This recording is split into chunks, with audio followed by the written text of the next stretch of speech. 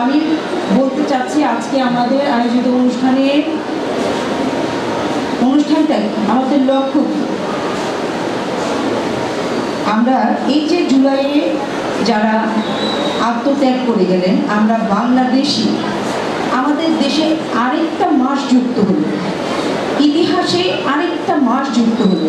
আমরা ফেব্রুয়ারি পেয়েছি, মার্চ পেয়েছি, ডিসেম্বর পেয়েছি, আর কি আছে ইতিহাস কে বলতে পারবে? আরো বলো স্মরণীয় আরো কিছু।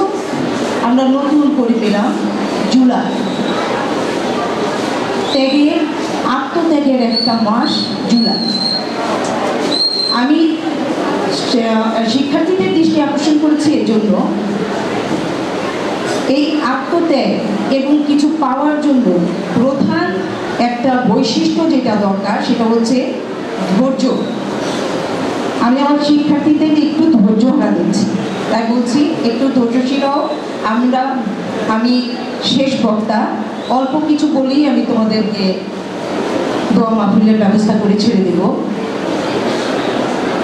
জুলাই সম্পর্কে কিছু তোমরা জানো, আমাদের বক্তারা আরো তোমাদের কাছে বলে গেছেন। আমরা বাংলায় একটা ভাব সম্প্রসারণ করি, তাই না? সারাংশ ভাব সম্প্রসারণ দুইটাতে।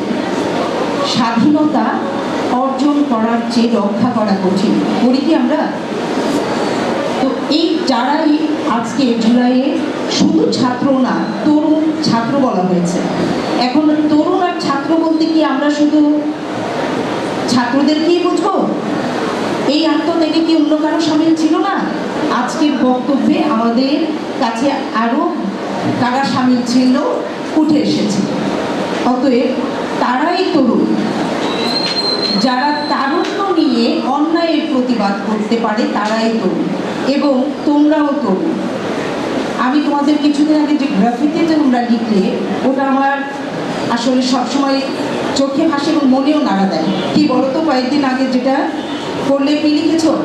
ভেঙে ফেলো অন্যায়ের হাত, তাই না? গ্রাফিতি করলে তোমরা ভেঙে ফেলো অন্যায়ের হাত। এই অন্যায়ের হাতকে ভেঙে ফেলার জন্য আমাদের যেমন যারা আত্মত্যাগ দিয়ে আজকে আমাদের এই অবস্থানটা করে দিয়ে গেছেন, তাদের প্রতি শ্রদ্ধা নিবেদন করতে হবে, তাদেরকে অনুসরণ করতে হবে। আর তাদের পর্যায়ে যেতে হলে আমার দরকার শক্তি, সাহস, অবস্থান, তাই না? আর এটা অর্জন করতে হলেও আমার পড়াশোনাটা দরকার।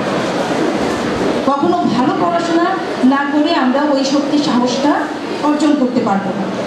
অতএব আমাদের তাদের আত্মার মাগফিরাত এবং যারা সবাই যারা শহীদ হয়েছেন তাদের সাথে সাথেও আমরা কিন্তু স্মরণ করছি যারা অসুস্থ হয়ে, আহত হয়ে, কেমন অসুস্থ তারা হয়েছেন যে হৃদয়কে নাড়া দিয়ে দেয়। আমাদের সম্মানিত জিঞ্জার বয়েজের সভাপতি যেভাবে উপস্থাপন করলেন, অন্যায়কে প্রতিবাদ করার তৌফিক দান করুন এবং সাহস শক্তি দান করুন। আমার তোমাদের প্রতি মেসেজ এইটা যে তোমরা পড়াশোনার মাধ্যমে তোমাদেরকে ওই পর্যায়ে নিয়ে যাওয়ার জন্য, ওই পর্যায়ে অধিষ্ঠিত করার জন্য তোমাদের পড়াশোনাটা তোমরা কন্টিনিউ করো। আমি আসলে আজকে আমি বেশি কিছু বলতে চাচ্ছি না, সবারই কথা চলে গেছে। সবাইকে